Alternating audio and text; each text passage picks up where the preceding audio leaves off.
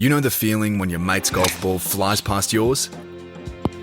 Or when you're on the green in regulation, but he holes it from the bunker? At Drummond Golf, we get it. That's why we have our lowest price guarantee. As Australia's biggest, you can count on our massive buying power for the lowest prices in golf. But if you do happen to find a lower advertised price, we'll beat it. The Drummond Golf lowest price guarantee. Unbeatable. Conditions apply.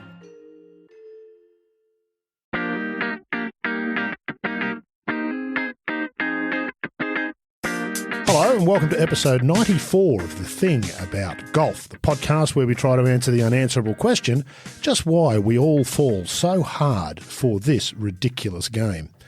My name's Rod Murray, and through the wonders of technology, I'm joined on the line by my colleague John Huggan, who lined up a fascinating guest for the episode we're about to hear. Huggy, welcome. Who have you ferreted out of your contact book for a chat today? Yeah, well, your joke is that we're just working your way through my phone book, and that's pretty much true. The latest edition is with Jim Furyk, former US Open champion, guy who shot 58 on the tour, multiple Ryder Cups, you name it. Jim's just about done it. I think I looked, he had earnings of over $71 million on the PGA Tour, something like that. Yes, and he's always been a good interview. I've always liked him. He's the kind of guy that straight shooter. You always know where you are with Jim. If you ask him a stupid question, he'll tell you that was a stupid question. Always enjoy that, yes. Keeps you on your toes. He is a really interesting character. Now, I think he shot both 58 and 59 on the tour, has he not? He did, you're right. Yeah, but beat his own record. The only one. Yeah, that's exactly right. Amazing stuff. Interesting golfer. We think of golfers, particularly in this modern era, there's this real power. They're these big athletic guys, Adam Scott, Dustin Johnson, Brooks Koepka, these big dominating sort of guys. He's not that, is he? He's more in the mould of, say, a Hale Irwin. Not intimidating, but not intimidatable either. Yeah, and he's always, if you mention Jim Furyk's name to people, the first thing they always think of, I think, is his swing. The loopy-doopy action that he certainly started off with. It's not quite the same now as it was then. He would tell you that it's orthodox is a funny word in golf. I never quite know what that means, but he's closer to the norm, if you like, that now than he was certainly when he started. For all that, it's still a method all his own, that's for sure. The octopus falling out of the tree, was it Faraday that called it that? That's what it resembled? Something like that, yeah. Swing. Somebody killing a rat in a phone box or something yes, like indeed. That, yeah. Double overlap grip, which always fascinated me. The last two fingers on his right hand overlapping his left. It's a small wrinkle, but I don't know if you've ever tried it, Huggy. It's the most uncomfortable thing imaginable to try and hit a golf ball. Yeah, the only other one I ever saw doing that was the guy long off the tour now, Russell Clayton, who did well in an Aussie Masters way back in the day when he was still an amateur. He had a double grip like that as well, and I never understood how it worked. You're right. No, indeed. Yeah. Furyk's dad, of course, was a club pro and a teaching pro, and so probably instilled in him something really important, which probably matched Jim's character as well, which is don't worry what other people say. If it's working, keep doing it. Yeah, exactly. And I mean, it'd be hard to come up with a tougher competitor than Jim. I mean, he's as hard as nails on the golf course. And I like what he's done with his hair as well. Just to Indeed. Now, Huggy, we'll finish up with this. You're the new kingmaker. You told me maybe a week or so before it happened that we were going to have Jim Furyk on the podcast. Lo and behold, a couple of days later, he's announced as the President's Cup captain. Well, I tell you what, not only a couple of days, I knew he was the President's Cup captain right after that podcast, and within 10 minutes of me coming, saying cheerio to him, I got an email telling me that he was a vice captain at the Ryder Cup as well. So, but he kept that quiet during the podcast. There you go. All right. Well, he hasn't anymore. Well done. You've outed him. Look, I'm really looking forward to this one. As you say, not just a good golfer, a good talker. It's going to be really interesting to hear his thoughts on all sorts of stuff about the game. Huggy, thanks for joining us today. Looking forward to the chat. My pleasure. Okay. Welcome to the latest edition of the Thing About Golf podcast. Our guest today is a very distinguished figure. I was trying to come up with too many things that Jim Furyk hasn't done in golf, and I couldn't come up with too many. So let's get right to it. Jim Furyk, what was or is the thing about golf for you? I think originally when I first started playing golf, I got hooked because of the competition. I played a lot of little league sports as a kid. You practiced all week and you had a game on the weekend, whether that was football, baseball, basketball. I got hooked the first time I played in a golf tournament. But I think right now the thing for golf for me is really just the strive, maybe not for perfection, but just to keep getting better. I mean, no matter how well you play, no matter how well I was ranked in the world, I mean, I don't know, I went home at night with a thought in my head of, hey, tomorrow on the range, I'm going to work on this. And it's really just striving to get better each and every day. And, sometimes those thoughts work. Sometimes you do make improvements, and other days you take a step backwards, or other months you take a step backward, or I've had years where I've taken a step backward. So you kind of go back to the drawing board. And really for me, it's just to strive to be the best player that I can possibly be. Well, I don't know how to put this, but is that still realistic given how long you've been playing? I mean, is there still room for improvement, or is there always room for improvement? In a lot of areas. I mean, I'm not going to say I'm turning 53 soon, so I'm not going to be the player I was once in my prime, but I think I can do things now that I didn't do at 35. I think I'm older, wiser. There's a point in time, for like an NFL quarterback. So in football, kid comes out of college, he's got all the skills. He's as fast, as strong. His arm strength is as good as it'll ever be, but maybe he's not reading defenses very well. And then he goes through a period in the middle where he understands the scheme. He can read the defense. He makes the right plays, and he still has the physical skills. And then towards the end of your career, the physical skills aren't there, but mentally he's stronger than he ever was. And so I think the same happens in golf. I think, there's a time where both of those blend. We all hit our prime and probably the best years of our career. But as I get older, I think maybe I understand a little bit more about my game. And again, when I said it, I didn't say that I want to be the best that I've ever been. I said I want to be the best that I can be, I guess, if that makes sense. And so there's a difference. We can all do that every day, I guess. Yeah. I wanted to get into inevitably, you won't be surprised to hear this. The first thing that I was asking people, I said, I'm going to be talking to Jim Furyk, and the first thing they said was, well, he's the guy with the swing. You've been famous for that for a long time. It seems to have evolved a lot, though. Your swing now isn't the same as it was when you turned pro, or even when you were in college, I'm sure. How has that evolved, and how did you get going with it, and how did your dad resist the temptation to change it, or did he know enough not to try even to do that? Dad was smart enough to know not to try to change it. Yeah. I guess if we went all the way back, my swing was always very naturally, very, very, very upright. I mean, we have pictures when I was in high school. The club's over top my head. I mean, it is so upright and outside. I can't even fathom it now. Mm-hmm. And I think I never really tried to physically change the look of my swing. I never tried to get it more conventional or more straight back on the way through, or less of maybe a double plane. It just naturally happened over years. And I think, when I first came out on tour, I was an average ball striker, probably at best. I had a really good short game. I was very competitive. I got the ball in the hole. But throughout my career, say 10 years in, I became a very solid ball striker, a guy that hit the ball, hit a lot of fairways, hit a lot of greens, didn't make a lot of mistakes. My swing just evolved over years. And I think, I don't know that my dad ever really had a big temptation. I'm sure he had a lot of folks in his ear saying, hey, this swing's not going to hold up. This kid needs to change if he's going to take the next step. But it worked in junior golf. It worked in college golf. It worked as a mini tour player. I got to the tour and had success early. I mean, it worked at every level. And he was also smart enough to know that once you get to about the age of 18, your swing is a little bit like your thumbprint. You're not going to change it. So we really worked on trying to refine it, trying to really worked on the fundamentals and really tried to refine what I had to make it hold up. And Dad always had a theory that whatever came natural was repeatable. And so he didn't want to change what I had naturally. He said, hey, if we break it down, especially at the age of 18, if we break this down now and we try to make it look more conventional, when you get under pressure, you're not going to trust what you're feeling.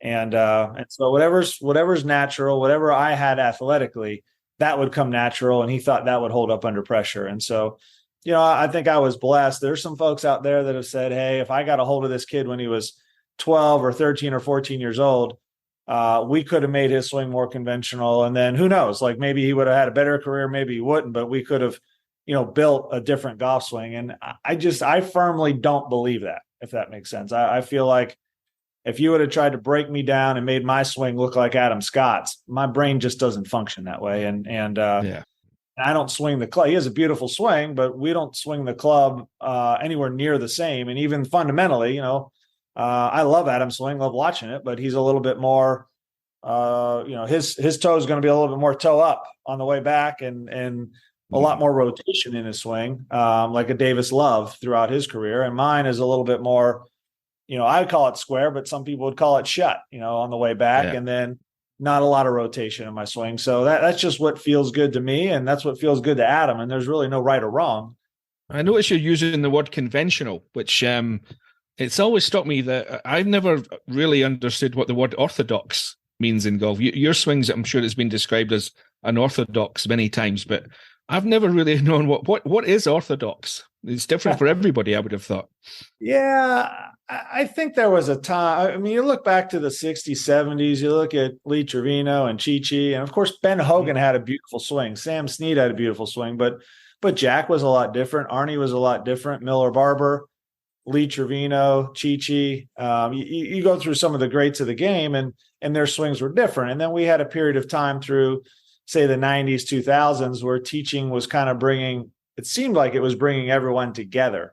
Now, I almost feel like we're broadening back out. You look at some of the young stars of today in their early 20s, and they don't have what you would consider the orthodox or conventional swing. It's now they're doing a lot of power moves and ways to create distance and power and speed. And there's a lot of swings out there that maybe don't look like that conventional swing anymore. And so again, I think a good teacher is one that takes their pupil and they work with their talents and they refine those talents.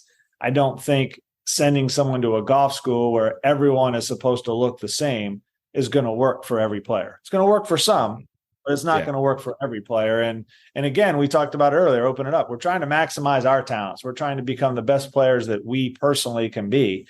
I don't think you do that by making everyone look like a cookie cutter. Yeah. Have you ever been offended by some of the descriptions that I've read of your swing? Not at all. Did it just make you laugh?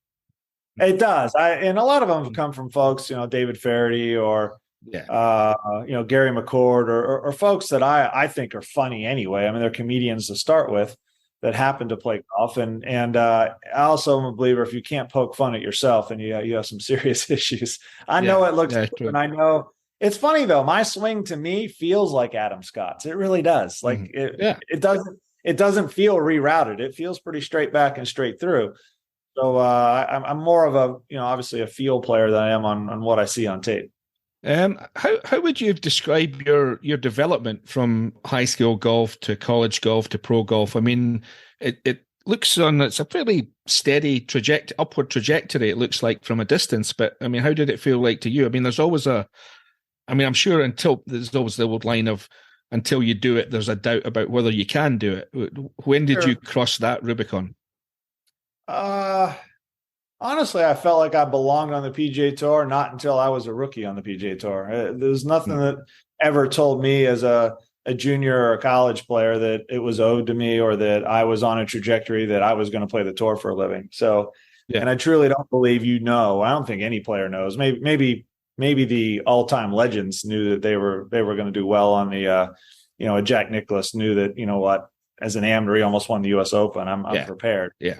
That wasn't my career. I had a very solid junior career and had a lot of, college offers and scholarship offers to go play golf. I went to Arizona. I had an average. Well, you say that, but I'm looking at it here. I'm looking. You won the NCAA team, and you were 2-time All-American. I mean, that's not average, Jim. We had a very good team. But I never won a college tournament, believe it or not. Right. Never won a major amateur tournament. I won some big junior tournaments, but never won a major amateur tournament. I had a solid amateur career, but when you look at my college team, we had a bunch of world beaters. We had 4 guys that were. Well, I played alongside at least 6 All-Americans. Who were they? Robert Gomez for a year, College Player of the Year. Christian Pena, who now works for Ping. And then we had Manny Zerman, lost 2 U.S. Amateur finals. Yeah. We had Dave Bergano, won 2 U.S. Amateur Pub Links. We had Harry Rudolph, first team All-American from La Jolla. I may be missing one in there, but I think, and then myself for All-Americans.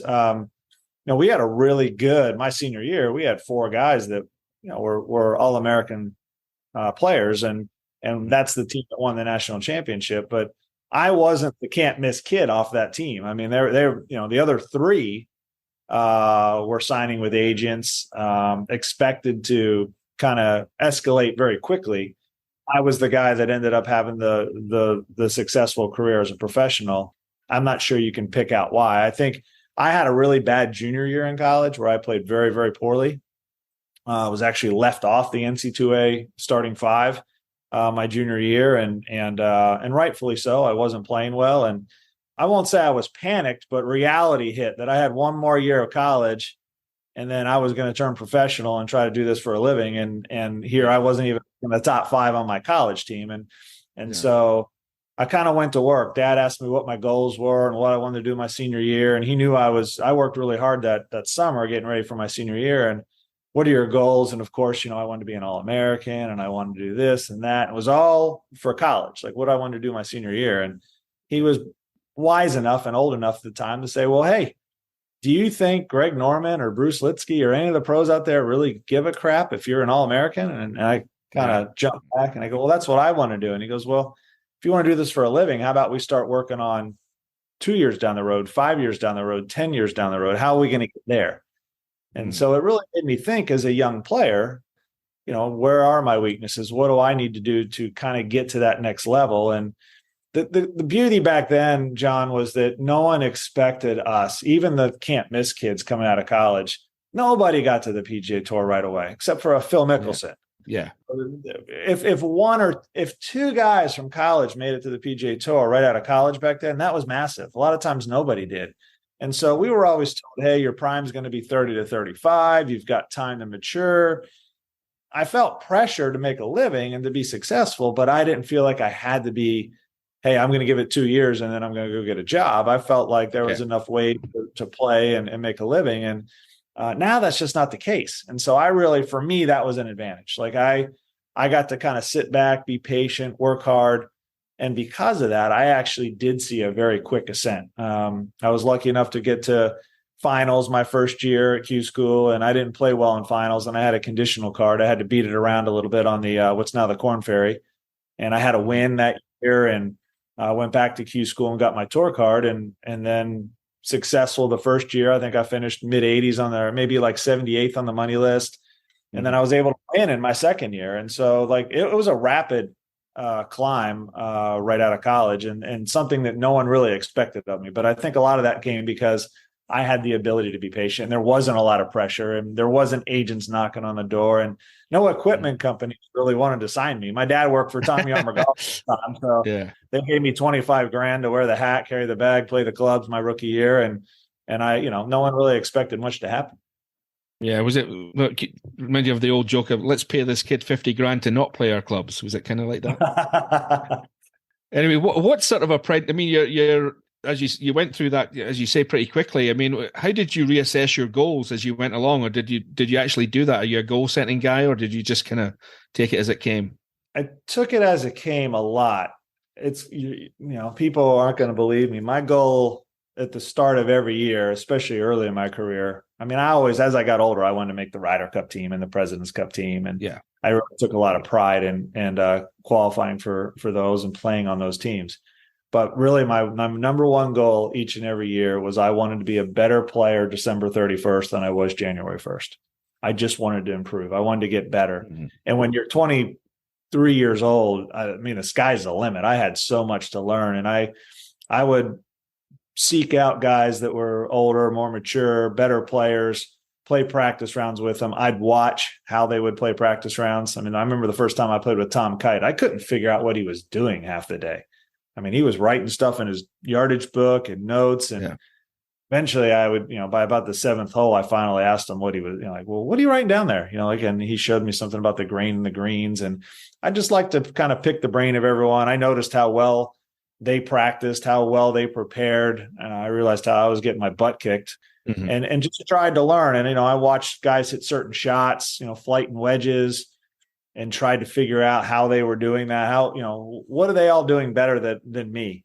And I tried to incorporate that in my game, and my dad helped me a lot with that. I remember being at the Masters and I was hitting wedges next to Faldo. And this is my first Masters in 96. I think he won that event. Maybe it was 97. He did. Yeah, 96. He won 96, but maybe I was hitting next to him in 97. We were hitting the old chipping green. We were hitting maybe 40 to 50 yard shots into the green, and his ball was driving and flighting, falling down softly, spinning. My ball was kind of a loopy, higher shot. Mm-hmm. And I was watching his ball and mine coming out side by side and kind of marveling at, wow, that's how I want to hit a wedge.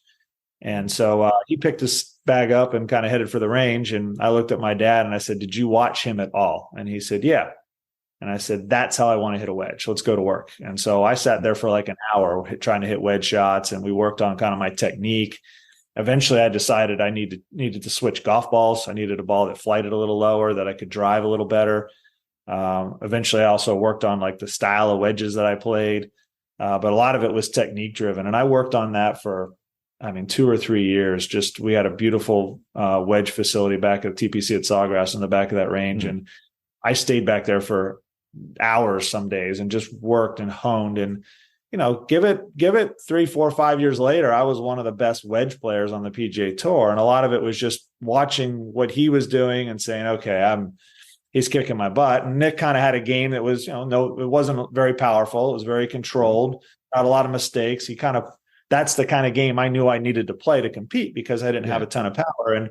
And so I just tried to incorporate little things from different people. And my dad was always really good at, I could identify what I wasn't good at, what I needed to get better at. And Dad was always good at helping me get there. I remember Paul Azinger telling me once, which struck a chord with what you just said. He says you can tell the really good players, he says they hit their long irons high and their short irons low. There's a lot of truth to that, I think. Yep. Yeah. Simple, sweet and simple as a Zinger can be. Yeah, indeed. The game you just described, though, we're talking 25 years ago at least now, is very different from the one that we see today on the tour. I wasn't going to get into this a little bit later, but as you kind of touched on it, how do you feel about that? My feeling is that the people who are listening to this will get tired of me banging on about this, but the distance aspect is disproportionately advantageous, I would argue, at your level of the game now. Is that something that you think about or agree with? I do agree a little bit with, I think I know what you're saying, but I do agree. The skill set and I always see, like, we know you're an old curmudgeon, right? People out there don't know that about me yet, if that makes sense. So I'm always hesitant to talk about. It must be the hairstyle, Jim. Listen. No, I think it's the words that come out of our mouth, really. Yeah. But I'm always hesitant to criticize or to talk about the change in the game, because I don't want to become that old curmudgeon that sounds like, well, back in 1982 we did, you don't want to sound that way. But that being said, the skill set that the young player has today is fascinating. It's amazing what they're able to do, the power, the set of skills that it takes to be a successful tour player or worldwide player now is just a totally different set of skills than we had 30 years ago. When I came out of college, I actually intentionally lost a little distance to hit more fairways. Course setup back then was probably a little bit more European on the PGA Tour. The rough was a lot higher. The fairways were a little narrower, and we couldn't hit the ball far enough. So if we got to a 440-yard par four, that was like, oh my goodness, 440. That's a long hole.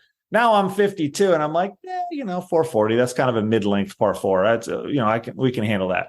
But 440 back then, we were only driving the ball 250, 260. So now you're left with 180, 190, which doesn't sound a lot, but back then from 190, I was hitting 4-iron. So, those holes were a good drive and a good 4-iron. You had to hit the fairway. It was absolutely imperative. Now let's make that 440 hole, say 500, right? Which they've done. At least. But if a guy drives at 320, which there are a lot of folks who can drive at 320, and they're left with 180, and now they hit a 7-iron from 180, I'm probably easily, right? you can afford maybe to be in the rough a little bit. And the rough's not, our course setup in the US, the rough's not as high. The fairways are a little wider. It's just a different set of skills. I guess if I had it my way, I'd love to see these guys have to hit a 5-iron a little bit more often. And I kind of wish it wasn't from 240, but well, it was the famous case of Dustin Johnson. I think it was 2 or 3 years ago when he announced that he'd hit 1 6-iron to all season to a par 4 green. I think it was. It was less than that. It was 7-iron or less the rest of the time. Yeah, exactly. Yeah. I have weeks where at the end of my career on tour where I hit 1 6-iron too, because everything else was longer. Yeah. But no, I've had younger guys get offended by this, but it's not a reflection on their skill level. It's just a question of they're not being asked to use the skills that I would like to see them using. If it's a different set of skills, and they are super talented, and I still find it interesting to watch. And so the viewer is going to say, well, if it's interesting, why change it? I wouldn't. I knew it was time for me to go to the Champions Tour. I was kind of looking through stats, age 49, age 50. I had a really good ball striking year on the PGA Tour. My stats were extremely high, and fairways hit. I think I led the tour in fairways hit, which I should, because I was one of the shortest guys on the tour. Yeah. And I also hit a lot of greens that year. I think I led the tour in greens hit in regulation. The problem was I'm going in with such long clubs. I have to go to the middle of the green a lot. So again, I should be high up on those stats as well. But I also noticed that, we do a shots gained. And so in driving, I led the tour in fairways hit, but because I was so short, let's say I was 175th in distance, I was giving up. I was always in the negative in shots gained. And I was thinking to myself, like, it's when the stats started to click for me, when I went, okay, wait a second. I'm hitting more fairways than anyone else on tour, but it's a negative for shots gained every day. I'm losing shots to the field off the tee. And so I tried to find someone that had the opposite stats, who out there in the world is close to the lead in distance, but is 175th in accuracy. I'm curious what their shots gained are. And so it was Jason Kokrak. I remember he was third in distance and he was 170th in accuracy. He was a dead opposite of me. And Jason gained almost a shot a day on me. It was like 0.95 shots a day off the tee. And that's when I scratched my head and said, wow, I'm kind of fighting a losing battle here where I'm going to have to be so good on the other side of the game, which I was for a lot of my career, but I'm getting to the point now. I never felt that I was giving up shots off the tee in my prime. I was always gaining shots because I was in the fairway. Even though I was a little shorter, you had to be in the fairway. And that's when I said, okay, we're getting to the point where, I knew that someday the game would pass me by. And I had a Ryder ask me when I was funny story, 39 years old. I'm at the Tour Championship. I walked off the 18th green in Atlanta after Sunday round, signed some autographs, Ryder there. And he said, hey, can I talk to you for a little bit? And, he talked about the distance in the game and how everyone was hitting it farther. And are you afraid the game's going to pass you by? Yeah. And I said, well, it's going to someday. I mean, it does for everyone, right? You don't hit the ball far enough. You don't have the skill set anymore. I go, but I'm not afraid of it today. It's not today. I can still compete out here and I can still win a bunch of tournaments. And I still think I'm one of the elite players in the world. And the guy just kind of, he had a blank look on his face and wrote it down. And then the next year at the age of 40, I had my best season ever, won 3 tournaments. I was voted player of the year. And the same guy met me Sunday after the round. And he just said, I remember the questions last year. And I said, yes. And he said, touche. I said, hey, I'm still going to give you the same answer. It's going to happen someday. And I think when I was, 40, 50 years old, I realized for me that, okay, I don't hit it far enough anymore. Are there courses I can compete on then? Yes. Can I still go to Harbor Town or Hartford or Colonial? And there's places, but the Torrey Pines of the world have passed me by. I'm not going to compete on that golf course. And so, it's interesting. I mean, I see what the RNA and the USGA have come up with, and the ball is one avenue. I guess the other concern I have is I'm not sure why we haven't. If you really wanted to test a skill set, why not attack it from the driver perspective as well? Why not make the driver a little less forgiving? Why not make the sweet spot a little smaller? Then you're still testing skill. Mm-hmm. Maybe a guy, if he does hit it just right, can still hit it just as far, but there's a law of diminishing returns as well. And it's frustrating for me when I get a new driver, just like every amateur, I'm looking for that extra 10 yards, right? Like every time you get a new driver, you want 10 yards. Yeah. That's a lot to ask for, let's be honest, but I'm looking for it. And I go out there and I test my new driver and I throw 3 or 4 balls down at my home club and I hit 4 balls off the tee. And like, let's say the first one I hit pretty good. The second one, I hit it a little in the toe. It's not like I go, oh, that's a bad swing. Third one, I hit pretty good. And then the fourth one, I rear back and I go, oh my goodness, that's got to be 20 yards farther than all the rest. And I go out there and they're all 6 yards apart. Like it just, and I look and it's like the air gets let out of the balloon and I'm depressed. And I go, oh, why am I even trying? Like what, why am I trying to, I can't, like, there's nothing, unless you're going to create more speed, you're not going to get any more distance. But my point is on that driver, you can hit it kind of, you can hit it a little in the toe and you can hit it a little in the heel and you're just not losing the distance that you used to. And so if you wanted to attack it, let's say we haven't got to that, whether I would or not, but if you wanted to attack it, the ball is like the low hanging fruit. I'm not sure it's the right way to go though. I think if you want to test, I think you might, guys, let's go to driver. Let's make them hit it in the center of the face. And the guys that can do that and center it up, they're going to have a huge advantage over the field. Yeah, I mean, that struck a chord with me. I think I've told this story before, but I've certainly written it. I was in Turkey at the Turkish Airlines Open a few years ago, and I was just wandering about, and I came across Robert Rock, who's got a beautiful swing. And he hit a drive off this tee, and he motioned me across after he'd hit it. And he said, well, where do you think in the face I just hit that shot? And I said, well, I have no idea. He says, I almost missed it. He says, and I guarantee you it'll be about 5 yards behind where a really good one would have been. He says, you can almost hit it anywhere on the face now. And that's where they kind of lose me, especially at your level.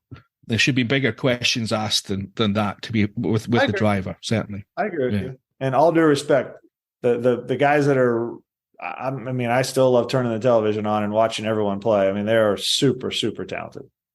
Yeah. Oh, absolutely. I mean, the talent is not in question. It's just the questions that are being asked, I think. Right. I think the players always want separation in a field. You want the equipment, you want the course setup, basically the game we play, you want to see a separation from the worst players that week to the best players that week. Yeah. And the bigger that separation, I think the better the golf course is. When everyone gets lumped together, that's you can kind of get away with things. That's not what you're looking for. Well, I think you're right in that. I think the gap between good and great is narrower now than it should be, probably. I agree. Yeah. Anyway, having said all of that, we've drawn all these all these disadvantages that you were having distance wise. I mean, you're still the only man in the history of the PGA Tour who shot 58 in a tournament, and you've broken 60 on other occasions. What were you doing particularly well that day? I mean, I'm not sure absolutely everything, but can you run us through? I mean, what did it feel like for one thing? So I will say that the 59 and the 58 came at age 43 and 46.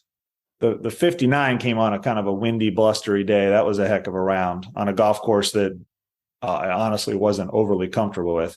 The 58 came in Hartford, so a golf course where it doesn't really favor power. I mean, Rory's had a lot of success there, but I think one of the best playoffs in the history of golf was late 40s Corey Pavin versus a young Bubba Watson. I mean, you've got two totally different style of games, and that's kind of what Hartford TPC River Highlands, it kind of yields scores for any type of player. And really, I had been struggling going into that week. I was on a 4 weeks in a row stretch, which I don't do very often in my career.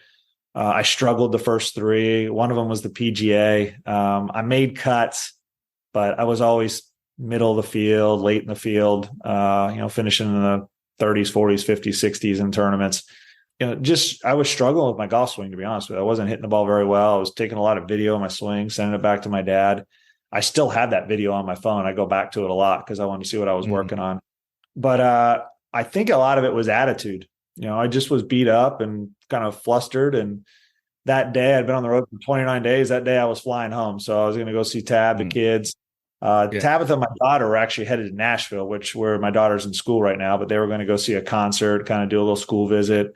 My son was home with the grandparents. And so I was just excited. I was getting in a plane. I was already imagining I had an early flight out. I was tied for 70th going into Sunday, which is get out of Dodge. Yeah. How quick can I get out of Dodge?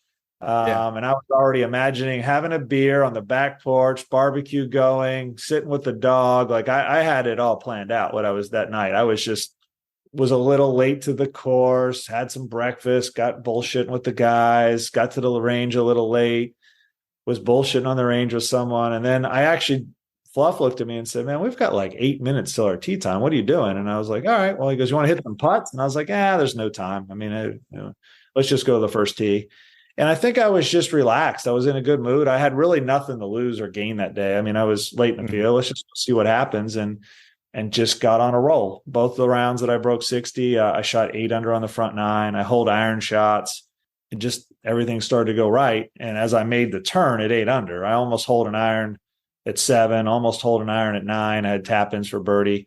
I make the round, 8 under, and I can see television cameras going to the 10th tee. There's a Ryder's coming out of the tent. I was kind of joking with them, like, I kind of came out of that tent early on a Sunday, didn't you? I mean, had some snide remarks on the way back. But the fun part about the back 9 is it became like I was trying to win a golf tournament, even though I started out the day with no nerves. And then you go to the back 9 and it just becomes a mental battle. And I was able to birdie 10, 11, 12. And by that time I'm 11 under on a par 70. So I'm already under the barrier. It's a mental battle. Can you keep the pedal down? Can you keep making birdies? And you kind of fight yourself. And so it's just a fun ride at that point. Sorry, how would you compare the pressure with winning the US Open, for example? No, I think a lot of similarities. I mean, when you're in a territory where I still don't, people imagine, like they say, what's your favorite accomplishment? I never say 58. And people say, well, no one else has shot 58. Why? Someone's going to break that one day, right? I shot 58. Someone's going to shoot 58 or 57. And it's not that I'm going to be erased from the record books, but it's going to happen. But it's one day. Like everything went right for one day. I think winning a US Open or player of the year, I mean, you had a week under tough conditions and pressure, or a year under conditions. So there's a lot of pressure though coming down the stretch. And I've never fist pumped for hitting a fairway. I think I missed the 18th fairway all 3 days, Thursday, Friday, and Saturday. And it just is a tee shot that I'm not comfortable with. I can't carry that left bunker or the right bunker like most players can. And so I'm kind of trying to fit it into a narrow area. If you hit it up to the left center, it wants to kick in the left bunker. So it's a narrow fairway for me. And I hit a really good drive off that tee. And you can see I actually like a little fist pump, like now I've got it. I know I'm going to have a relatively short iron to the green and maybe even another birdie opportunity. At Drummond Golf, we understand your passion. Nice roll. And that's because every Drummond Golf store is owned and run by a local who loves the game as much as you do. Yeah, it's come off the face really well. Someone who knows where you play and what you need. Oh yeah, looking good. With Australia's biggest range and expert knowledge. Great. Now let's try that putter with this grip. So if you want to improve your game, see your local expert at Drummond Golf. So the answer to the question, the most satisfying is the US Open, top of your list? You're having to think about it. It's interesting. I am. That's one. I really the player of the year is pretty cool for me as well. Yeah. My first win was in 95, and we used to have the Tournament of Champions was at La Costa, where they ended up having the match play for a while. And we would always have an awards banquet, like coat and tie, and they'd give out the player of the year trophy. And Tom Lehman was the player of the year from 95. And so it was early 96, and he gave a speech and kind of where he came from, a late start, didn't get on tour until his 30s, and then kind of became the world number one and player of the year. And I just remember pinching myself and looking at the room and all the great players in that room and thinking, wow, can you imagine being player of the year? That was the start of my third year on tour. It never crossed my mind that I would have that opportunity or become a player that could do that. And I think the cool thing about that award is that it gets voted by your peers. Having the respect of the people you play with is always been, I guess, important to me. I want to ask you about the team aspect of your career. You mentioned it earlier, making Ryder Cups and President's Cups. The first time I'd spent a sizable amount of time watching you on the golf course was at Valderrama in '97, when you mentioned Nick Faldo again, and you beat Nick Faldo by chipping in from all over the place, as I recall. Everyone recalls that, but everyone recalls that. I hit it so much better than he did that. I just have to flip in weight class. I'm telling you, go look at the stats. Yeah, I believe you. Yeah. You damn Europeans, I'll tell you what. Yeah, well, we'll get into that a little bit later on, but that's all Nick remembers. That all Nick remembers. I'd have putted good. I'd have put him away 6-5 that day. Right. Well, fair enough. Yeah, I believe you. What was that like first time round for you? I mean, everybody talks about how the different pressure in a Ryder Cup. What was it like for you? A lot of pressure, but a lot of excitement. I think it was both. Like, I've always been one that, and I think all good players, I enjoy being nervous to an extent. I mean, it's not usually fun. Like that event in Hartford, going out in T70 in the fourth round, that's really not a lot of fun. I mean, I can't tell you. My mind that morning is, what flight can I get on? How quick can I get home? Let's go out and try to learn something today that we can apply in the future. But that's not fun. I mean, it's fun to be nervous. So to feel the jitters, for us to wear our flag, to represent our country, to be recognized as one of the 12 best American players, which early in my career, I was 27 years old. It was a great honor. But the first tee, I can still remember, I played with Tom Lehman. We were playing Per Ulrich and might have been Jesper. Might have been paired together. All three of those guys are, especially Jesper, and I didn't know Per Ulrich's game that well, although he played at Arizona State, so we played against each other a little in college. But Jesper and Tom were quite a bit longer than me. We all hit 3 woods off the first hole, and I hit it 20 yards by everyone. I mean, I was so jacked up, excited. I was nervous, but I was excited. I mean, you feel like you're walking on air, and then you settle into the round. But those team events, again, everything I mentioned, playing for your country, wearing your flag, playing for a team and being part of something bigger than you is really special. And so I always really enjoyed those events. And not only for the competition, a lot of it for the camaraderie and just the friendships you make, and the going back after the round and telling stories about the matches. And the guys really, I've got a lot of dear friends on tour, but a lot of them played in those events. And so winning those events and I guess at times losing some of those events create some bonds. There's nothing like winning as a team. Somehow it's different, isn't it? It is. And I grew up in team sports, football, basketball, baseball. I was more immersed in those three than golf till high school, really. Until I was about 14 years old, I was really immersed in everything else. My dad never really pushed me into golf, or even I always went to the golf course with him, but he until I was about 12, he kind of held me out of golf, to be honest with you. He didn't want me to feel any pressure to play because he was in that business. Right. Back to the Ryder Cup. I mean, how do you feel about it? You look at it you've looked at it from a few different angles: player, vice captain, captain. How do you feel about the way it is right now? I mean, I sometimes get a bit uneasy about the atmosphere that it engenders. My feeling is that, I'm not really that bothered about who wins. I just want it to be close, because there is absolutely nothing better to watch in golf than a close Ryder Cup. I mean, how do you feel about it? Probably slightly differently. Well, yeah, I don't mind if we run away with one, to be honest with you. It wouldn't bother me at all. But but I understand as a spectacle. The most exciting President's Cup ever ended in a tie in South Africa, and it was I've never been that nervous watching Ernie and Tiger in a playoff. And it's, ties are terrible, but that was an amazing event. Mm-hmm. So I understand your point. In the Ryder Cup, you want it to be close, and anytime you have, 3, 4, 5 matches left out on the golf course, and it can be turned, either team can win, and it's the best drama we can have in the sport of golf. So I understand your point about the contention, the fans.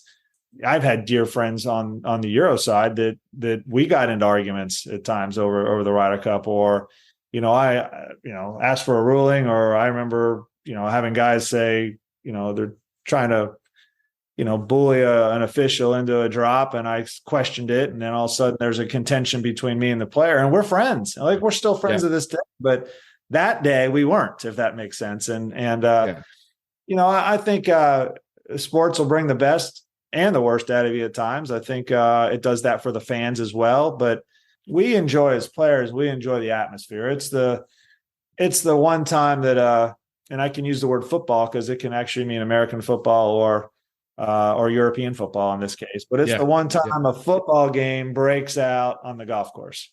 And so for us to play in that atmosphere, to hear, instead of the little gentle golf clap and to hear massive roars, not Augusta roars, not US Open roars, but kind of a country or a European Union pride. And you hear that, it gives us goosebumps. Our hair stands up on end. And you see, because of that, you see players that are usually stoic, that don't show a lot of emotion on the golf course, and they're fist pumping, running around, screaming at the top of their lungs, pumping their chest. I mean, you see things from players that you don't usually, and I think that's why it's so special. Yeah. Why do you think it means so much? Just because you guys are professionals, you play for money, and the Ryder Cup, well, there's no real money involved. I mean, why does it? I mean, I hate to pick on Jay Haas, but my mind always goes back to Jay Haas at Oak Hill in 1995, where the poor guy could barely walk, never mind hit a golf shot at the end of his match. There's been other examples where it goes beyond even major championship pressure. And I'm always been intrigued as to why it does that to guys that play at your level. Well, I think a lot of it is that team aspect again. I think you can feel a lot of, at a major championship, although we're nervous, at the end of the day, we're not playing for really anything but ourselves. I mean, our family and everyone's for us there, your fans. But at the end of the day, if I don't play well, I didn't really let anyone down but myself, my caddy, whoever it may be. We have a small team, but when you're playing for your country and you're playing amongst a team, there's two different ways you can view it. You can view it as I have all this support, and you kind of pull together. And because of that, you have a bigger energy and you play even better and you go to new heights. Or if you're struggling or, the chips are down, you can also feel, oh no, I'm letting these guys down. And so I've seen from both sides of the field, I've seen some of the most unbelievable shots in the Ryder Cup that I've ever seen. And I can't believe they were pulled off. And I've seen players hit some of the most god-awful shots that I've rarely seen a tour professional hit. And I think that's kind of the double-edged sword. The pressure, there's probably no pressure that we inherently that's greater than we put on ourselves. You pick any great player out there, there's no writer or no fan or nothing that's putting more pressure on that person or that player than the player himself. And so I think we have a lot of times we don't stay loose. We don't have the mind frame that we're going to go out there and show off and show our talents and play to the best of our abilities. If you're struggling or, the chips are down at times, guys, they put too much pressure on themselves. They play tight and it shows. Mm-hmm. I mean, you've won, America's won 2 of the last 3 Ryder Cups. The tide seems to be turning a little bit. But for a long time, the Europeans dominated, and you guys came in for, criticism on a level that was probably unprecedented at the time and probably ever at your level. What was that like? And did it? Well, I'd have been, speaking for myself, I'd have gotten really pissed off about it. What was your reaction? Well, I guess the only thing that really hurt for me was there were years where our team, in theory, right, looked better on paper. No doubt, the Europeans love to play that out. I mean, there has never been a Ryder Cup in the last 30 years where the Americans haven't been favored. They make the most of that. Yeah. Because of people like you, John. It really is. No, I've had my moments, but yes, not too many. But the European team plays it up every year. They're really good at it. I mean, they're really good using the media in an advantageous way. And I'm saying that in a positive way. Like, my hat's off. Yeah. They do a good job with that. I think what hurt probably is hearing that it didn't matter. Like, we didn't win because we didn't care. No one was in our team room. No one saw guys at their locker with tears in their eyes. No one saw things that we saw as players. And so some of that hurt from a perspective of, for me, because there was no event that I looked forward to more. There was no event that I cared about any more than playing in the Ryder Cup. And surely one of the biggest disappointments of my career, the ones that stick with me the most, are like the teams that I played on 9 Ryder Cups, the record that we had 2-7. Yeah. That hurts. Yeah. That's probably my biggest disappointment in my career. Or being a captain of a Ryder Cup that lost. So I guess I played 9, so 2-8 for the ones that I've been involved with. I've been an assistant captain where we've done very well. So I guess I won't count those. I'll go with 2-8. That's their biggest disappointments. But saying that it didn't matter because it was an easy way, it was an easy scapegoat of, well, this is why they don't win. The Europeans, the spoiled rich Americans and all that stuff. Yeah. And then the one where the Europeans just have more fun. Well, no shit. It's a lot more fun winning. I remember at Valhalla looking across on the 18th green when we were all cheering and looking at their face. And I was like, wow, they look like we used to look. I mean, it's not fun getting your ass kicked. I'll be honest with you. Yeah. So if they want me to, if I were out there smiling while I were getting my ass kicked, then I would get criticized for that. So one thing's for certain, I don't worry too much about the criticism. I'll be honest with you. It doesn't, y'all can say what you want to say. And as long as I'll go back, as long as I have the respect of those 12 guys in the locker room, the rest of it doesn't matter. Yeah, I mean, I used to always look at it from a kind of golf point of view. I mean, it always made me laugh. You just said, the Americans on paper, world rankings and all the rest of it, always looked like they had an edge going in. But especially at your level, I mean, 18-hole match play. I mean, it makes me laugh every year when they have the match play on tour, the event, and some results are labeled as shock results. There are no shock results on an 18-hole match play at your level. There are none. I mean, it's a complete crapshoot as far as I can see.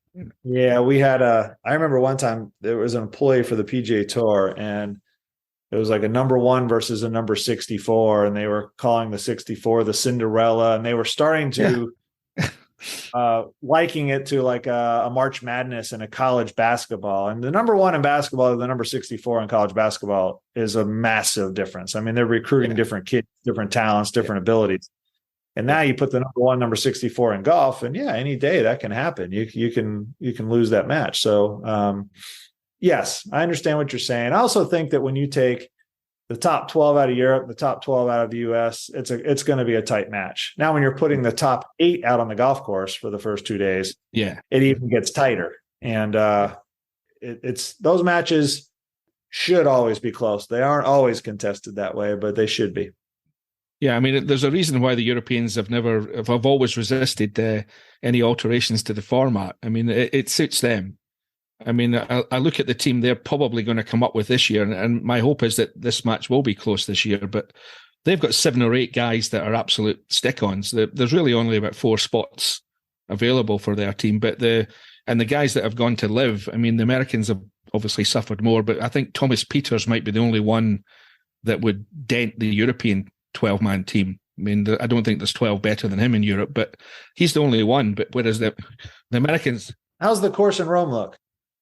Well, I've never been. All I've just seen it on television like most people, but I haven't heard anybody say too much good about it, to be honest. Gotcha. But have they played 2 Italian Opens there? Is that correct? 2, yeah, last 2, yeah. I think judging by what I've seen, there's going to be a lot of rough, which will come as no surprise to you, especially after Paris National, which was. We're not sure. You would shock us if there wasn't. How's that? Yeah. I mean, having said that, though, I mean, were you a little bit surprised when you got to Paris National when you were captain and saw the way the course was? Not at all. Not at all. No. I went there both summers after the French Open. It didn't look that much different, to be honest with you. I expected heavy rough, tight fairways, very limiting off the tee. Yeah. So honestly, when I played it, I was like, wow, I should have come over and played some French Opens. Like, this golf course looks like me. You're hitting a 3-wood to the corner and everyone has to play from the same place. So if you can hit the fairway, now it just becomes an iron game. And, that was a strength of my career, hitting iron shots. So I wasn't surprised at all. It was trying to I guess we play a different style of game than that. So trying to rewire your brain to maybe not be ultra aggressive off the tee is not our forte at times. Yeah, I must admit that you mentioned that there was a moment where at that Ryder Cup where I glanced up and you were standing up on the hill. It was yourself, Matt Kuchar, Zach Johnson, and somebody else. Who else would be your vice captains? And I remember thinking, all of those guys should be playing on this golf course. They'd be doing better than Phil Mickelson or whoever else, who tends to spray it a bit more. I'll tell you, I really had my eye on Matt, Zach Johnson, and Kevin Kisner were the three guys I had my eye on. And I was very close to picking Zach for the team. Matt was struggling with his game at the time, and Kisner was hurt. So, there's a horses for courses, which those three fit that golf course extremely well, and all very, just kind of bulldog-like players. They're tenacious. And then there's also the present form. And so at the time, I just didn't. I wanted a little combo of both, and I had some guys that were in present form that were playing great, and guys winning golf tournaments, and I'm looking at those three at the time and struggling. And so, I would have loved to have played a Ryder Cup there in Paris. Maybe I was 48, but at the age of 40, I would have loved to play a golf course. Yeah, and you can never legislate any team that I've ever been involved in or watched. There's always, maybe in 12-man team, there's one or two guys who are not going to play well. You've got to be incredibly lucky to get 12 guys playing well, I think. Sure. Yeah, the odds aren't with you. Yeah. Let's contrast the American, you've been asked this a million times, I'm sure, the American lack of success for a while in the Ryder Cup with the total domination of the President's Cup. Is there anything that's so obvious that comes to mind as to why that has been? I think early on you had, again, the format's a lot different. It was. So the format was a 4-day event. We played everyone, 6 matches on Thursday, 6 matches on Friday, and 5 and 5 on Saturday. By the time you get to Saturday, it's kind of easy to figure out. You only have to sit 2 guys in the morning, 2 guys in the afternoon. It's kind of easy to figure out who. There's always someone dinged up, hurt, can't go. You can see that someone's not playing well. As you said, you always have a couple guys that might not be playing well. So what it really did was it showcased our depth a lot, if that makes sense. There was a lot of points to be played for, and the majority of those now, even a greater majority in the team event where we could show our depth. And I think we had probably early on, we had a little more experience because of the Ryder Cup. So we had a little bit more experience with pairings. We had a little bit more experience playing a foursome match. And we would usually do well enough in the team part of it that it put a lot less pressure on the singles as well. I think that's the biggest key. And from one respect, what the international team has done a lot better here in the last 5 years is they've really kind of come together. They have a lot of young players that play together on the PGA Tour. They're friends, but pulling guys from, maybe Australia and South Africa and putting them together isn't such a big deal. But with the influx of guys from Japan, say Korea, now you've got a lot of language barriers. And they probably, at one time back in the day, probably looked around the room and said, wow, we got a guy from Fiji, Canada, South Africa, Australia, Japan, and, they're all one team, and they make up a nice symbol for them and throw them out there. It was probably tougher 25 years ago for that, where, European Tour and Europe is that's a strong bond. So the European Tour for sure. Now I think the international team's done a good job, and I think that was nothing. I thought all the captains probably did a good job, but I think Ernie really kind of took the bull by the horns in Australia, and Trevor Immelman did a good job in Charlotte, and that team's kind of headed in the right direction. Let's switch gears a little bit. See if we can talk politics a little bit here. The PGA Tour, European Tour, or DP World Tour, Strategic Alliance. There's a body of opinion certainly over here that the European Tour. I thought we were going to talk about Biden and the coronation. I mean, we can talk about that too if you want. Yeah. No, I really don't.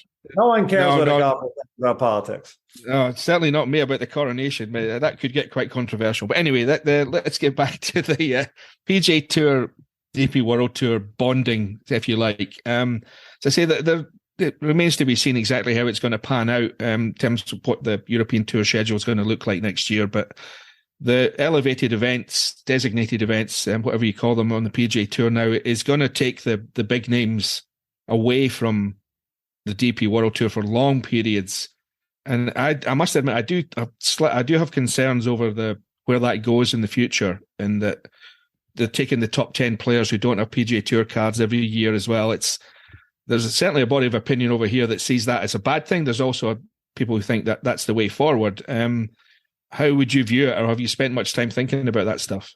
I haven't spent a lot of time thinking about it. I think coming out of we'll say coming into 2020, having COVID hit, looking at the financial difficulties for basically golf in general at that point, from the tour perspective, right? We're hemorrhaging money. I think the PGA Tour was very fortunate that we had a lot of money in reserve set aside, and we burned through a significant portion of that, keeping the tournaments going on that case. I don't think the DP World Tour, I don't know for sure, but I don't think they had those reserves. I think they were struggling. Oh, no, definitely not. Yeah. And so being in financial turmoil at that time, I guess they had two avenues to go, right? They could kind of join the ranks of there was a couple tours coming out that had money being backed. It wasn't only Live. There was another tour, if I remember, that was trying to that's right. Yeah. They were both racing to try to, and so they have, I'm guessing, I don't really know, John, to be honest with you. I'm guessing they had two choices. They could kind of join the ranks with Live and go that route, or join the ranks with the PGA Tour. And so, Keith Pelley chose the tour at that time. Again, I would support, I've no animosity or anything against DP World Tour. I'm supportive. I just probably haven't spent enough time there. And when I say enough, none, to be honest with you, other than playing the Open Championship. I played the Scottish Open once in my career. I focused my career in the U.S.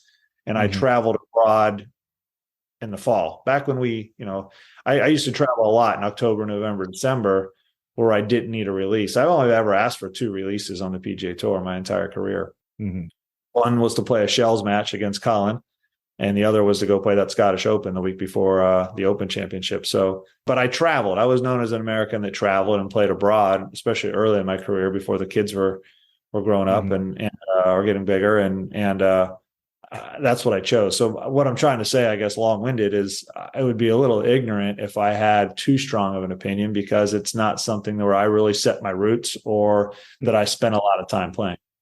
Yeah, I think I think everybody over here is appreciative of the money that the PGA Tour has pumped into the DP World Tour over the next decade or so. I think even more. But the strategic line thing, I questioned this a little bit.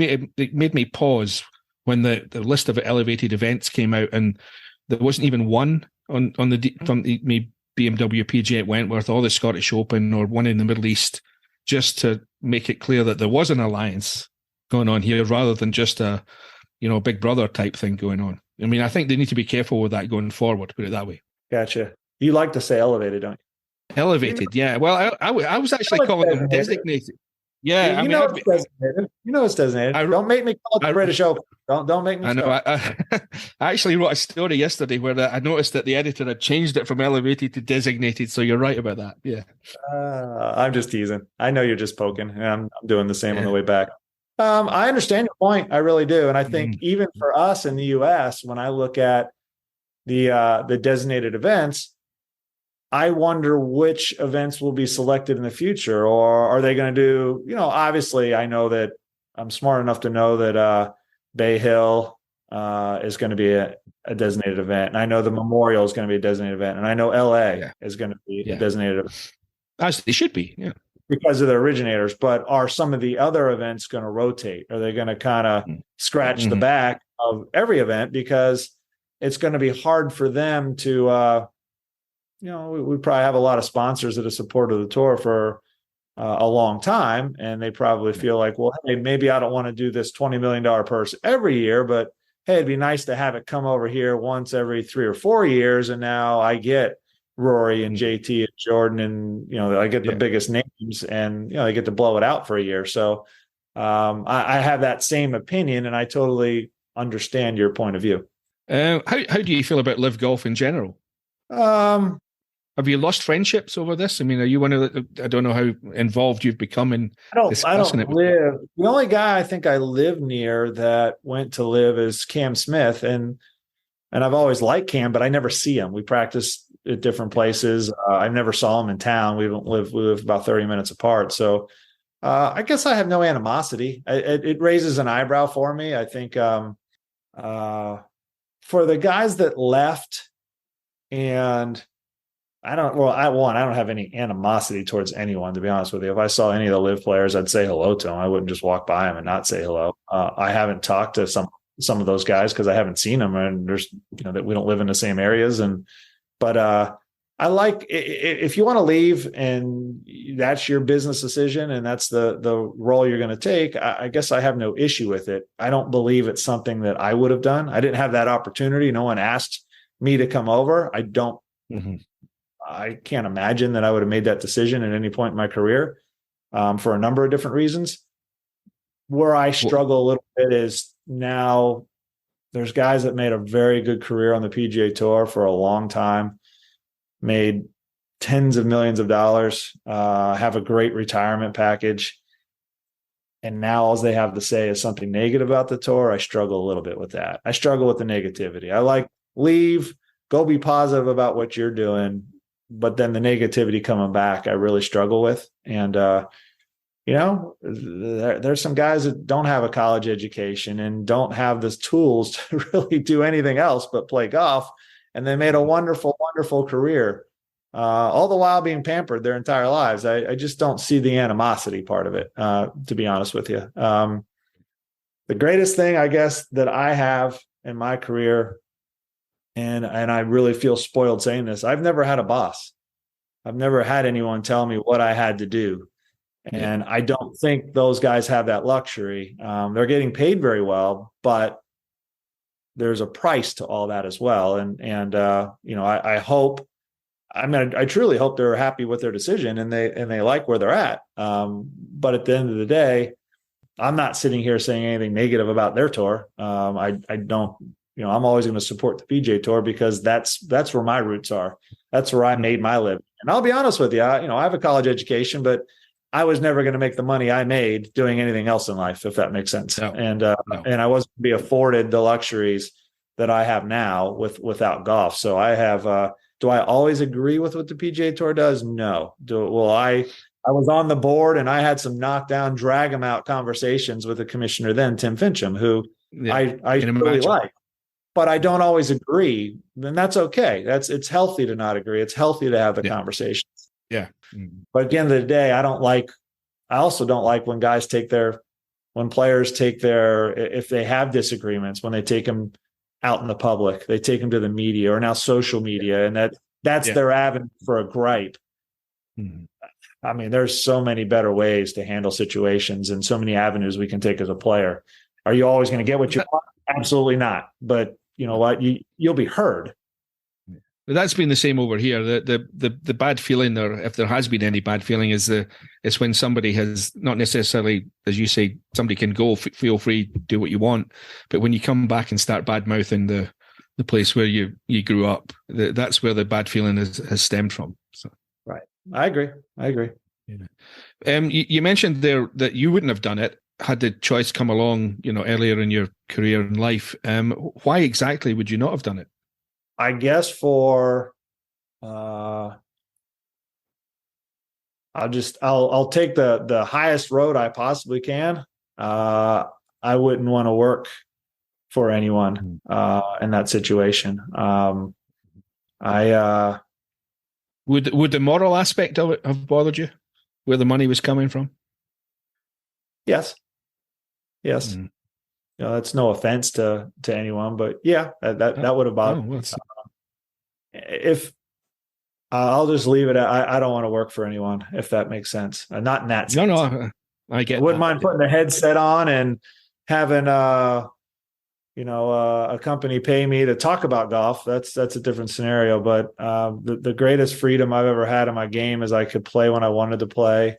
If my son was graduating from high school or my daughter had a game that I needed to be at, I could pick to be there. No one can tell me when, where. Yeah.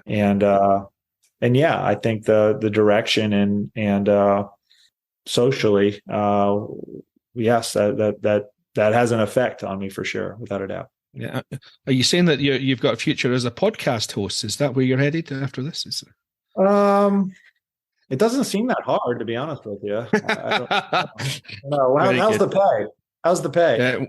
Well, it's not great, but it's not the worst, So what can I tell you? Well, let's turn that around a bit. You say you've never had a boss, which is a great thing, but you've been a boss for a long time with the same man. Everybody tells me on tour that there's a shelf life to player-caddy relationships, but there doesn't seem to be with yours. There surely isn't. I'll say Europe has more musical chairs than the U.S. for some reason. There's 5 to 10 really well-known European caddies, and they seem to rotate with the same 5 to 10 players, and then they come back. In a lot of cases, and so we tend to. It seems like in the U.S. you tend to have a road, and then when that tie breaks, it usually breaks. There's a couple exceptions to that, but usually once the Band-Aid's pulled off, it's gone for good at that point. Yeah, we've had a long run. Mike Cowan's been on my bag for 24 years plus. So it's been a long time, and he's 75 years old. So if you'd have told me 10 years ago that he'd still be caddying now, John, I would have been on the ground, like belly laughing. I was like, there's no chance that he'll be around in 10 years. So why is he so good for you? I think when I hired Mike to start back in 99 at the Masters, I guess he had a lot of experience. He'd been around all the golf courses a long time. He's a very even-keeled person. His cadence rarely changes. His mannerisms rarely change. His pace rarely changes. Whether we're shooting 80 or 58, he really doesn't change much. And I think that is that's a compliment that you don't see very often. The caddy. One thing I struggle with, and I won't criticize caddies too often because they have a difficult time dealing with us. I'll be the first to admit that. Well, who would want to caddy for Sergio or Thomas Bjorn or a few others I could mention? When I see a guy miss a putt and the caddy's behind him, shaking his head or looking disgusted where the player can't see, it's like a mental note. Okay, I would never hire that, if that makes sense. Shoulder slumped and bummed is a different thing because he's rooting for the player more than anyone else, right? That affects his living, his pay. But I've seen some disgusted caddies that I just I'm like, oh, no, maybe there could be, maybe he just got his rear end chewed as well. So it could be a two-way street. But I think Mike genuinely loves what he does for a living. He loves coming to work. He's easy to get along with. Like I said, he's got a great experience. He knows my game very well. And he's just the same guy every day. He doesn't change. Is he a member of the family now more than an employee almost? I agree with that. And a dear friend. And I think that in itself, that comment you just made, probably ruins more caddy player relationships. And what Mike's always been good at is, although he's a dear friend and he knows I care about him, he knows when it's time to poke fun at me and give me a hard time and be a buddy. He also knows when it's time to go to work and be kind of the boss and the employee type relationship as well. And so being able to navigate that can be very tricky at times. Yeah, it's funny you say that. I mean, I've caddied a little bit for friends of mine. This is where I stepped outside the line when I caddied for my friend Greg Turner from New Zealand in a senior event in Switzerland a few years ago, and he parred the first 14 holes, hit a crappy tee shot off the 15th, a short par 4, wedged it to about 30 feet, and I said, "Oh, don't worry, you'll par this hole anyway." I switched from being his caddy to his buddy for that 2 or 3 seconds, which was a huge mistake because, of course, he putts up to 3 feet. And I'm standing watching him over the 3 foot putt thinking, what have I said? Please make this. Exactly. And he did hole it, and he walked off the green, and he looked at him, and he said, "Yeah, I was thinking the same as you." He said, so but that's my point is that you've got to stay within the lines when you're a caddy. You can't be the buddy and the caddy at the same time. Right. That's true. And Fluff does a great job of that. Yeah. I want to finish up last few minutes. Senior Tour. How do you find that? Is it different competitively, or is it the same? Everybody still wired the same way? I'm not sure how it works. I haven't spent enough time around Senior Open. I got the Senior Open every year, pretty much over here, and it seems still pretty competitive from a distance then. But I'm not sure what it's like week to week. What's been your experience? Well, you're looking at the Champions Tour is one of the hardest tours to qualify for to start with, and the reason being is a lot of it's based on your career. So you're looking at some of the greats of the game, a lot of Hall of Famers. These guys didn't just all of a sudden get non-competitive, or they did all of a sudden now they turn 50 and they don't really care about how they play. So there's this when I was 48, there was this conception, you're going to go out there and everyone's going to have a glass of wine after the round and a couple of beers, and you hang out and you joke. And I went to my first event in Flint, Michigan, where we played the Buick Open for so many years. It's the Ally Challenge, and the range is massive, and it's packed. I mean, guys beating balls, the chipping green's full. You can't get a hole on the putting green. And I'm laughing. I'm like, yeah, everyone just has a couple of beers and a glass of wine after the round. It's fun. One, it's less taxing. I play most of my practice rounds and my pro-ams in a cart. I walk for 3 rounds, not 4. So it's less taxing on our bodies, which is good because I'm going to be 53 soon. At the end of the year, if I play 20, 25 events, I don't feel like a truck ran over me. When I was playing the tour and I played 23, 24 events and I was 48 years old, at the end of the year, I was beat up. I mean, it was a lot more miles, a lot more shots, a lot more rounds. Now it's a little less taxing, and it went from kind of a little bit of a marathon, a 4-round tournament, to we're in a track meet every week. I mean, it's 3 rounds. Someone's shooting 15 under. Stephen Ames just shot 19 under for 3 rounds last week on a golf course that we used to play a PGA Tour event at. It's fun, and I think when you're over 50 years old, you realize that you're very fortunate that you can still play the game for a living. There's still people that come out and watch us. There's still sponsors that are interested in playing pro-ams with us. We have a second lease on life, and it's fun. So I think we genuinely appreciate that, and I think you see Miguel with the sword fight, and guys smiling a little bit more and goofing around with the fans, and hopefully that shows up well on TV. It may give us an opinion that, it's a little bit more exhibitionist, rather than like a tournament, but just look at the scores. The guys are still really competitive. I think they just have a little bit more fun than we did when we were 30 years old and we were trying to basically etch out a career, make a living. And then a lot of guys were playing the Champions Tour. They were trying to basically take a piece of history with their career, if that makes sense. And a lot of them did. What was your motivation for doing it? I mean, I'm looking at your career money earnings on the PGA Tour here, and I'm guessing you don't have to do it for the money. If you are doing it for the money, Jim, you've done something wrong in your life somewhere along the way.